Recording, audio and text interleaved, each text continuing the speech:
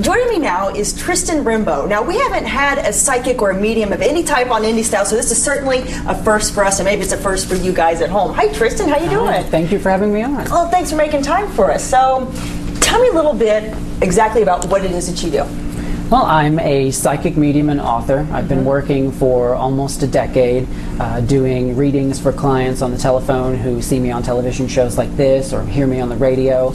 I host a lecture series on spirit communication to teach clients and those interested in my work about how spirits communicate in various ways, through our dreams, through our own intuition. I teach in my work that we're all psychic to some extent.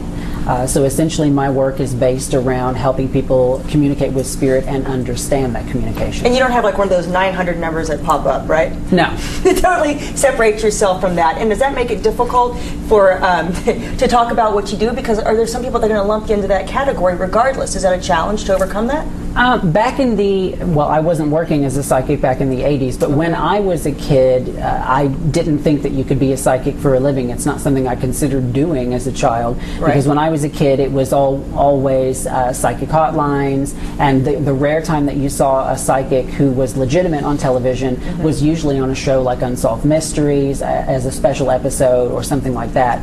In the recent past maybe 5 years, it's become more popular for psychics to be in mainstream media with shows like Ghost Whisperer and Medium and Ghost Hunters. So now it's less of a chalking together with that sort of old school crystal ball 1-800-1-900 kind of thing. It's not that so much anymore, I think, in part because of the popularity or the interest in the media. And maybe that's what it is. Well, can you take us inside your head a little bit, kind of how it works? I mean, do you... A little bit of a bottle of Valium. Yeah, right. I mean, do you see images? Do you hear things? I mean, how does it work? Every psychic is a little bit different. In the New Age community, I'm considered a clairsentient psychic medium, which clairsentience is the ability to feel another person's emotions.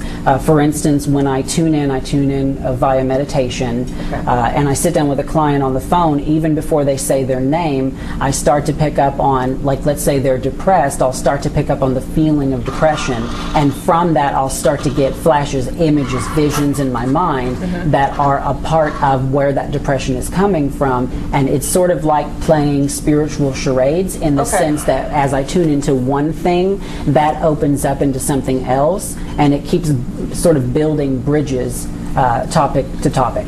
Do you have an off switch, or are you constantly being inundated with thoughts and images and... When I was a kid, I couldn't turn it off. My mother's psychic as well, and I grew up with a home that didn't embrace it in terms of go do it for a living, but my family understood. So when I would see a spirit or have a dream premonition, my mother was very supportive of helping me understand where it was coming from, and that it was a gift from God, and that intuition is something we all have. Some people just have more of a sense of it than others.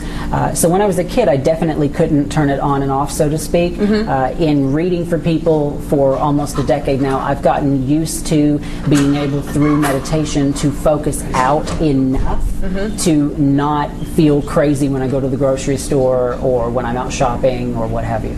Do you have this urge sometimes when you meet somebody and you see something? Do you have an edit button as well? You're like, gosh, I want to tell them, but maybe I shouldn't. No.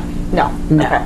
I'm an incredibly blatant person, not just in my work as a psychic, but in my personal life. One of my friends said to me recently, "You're not very different when you're working, except you don't cuss as much." Oh, that's it. Because I'm a little bit more restricted, especially when I'm doing media. But in general, if I get something, I just say it. You have to keep in mind that spirit comes from a place of positivity, a place of peace, and a place of love. God wants us to enjoy our lives. He wants us to be happy and balanced and centered and feel the fruitful blessings of our life. So when spirit comes across, it's not, oh, Susie, you're going to get hit by a car 2 days from now.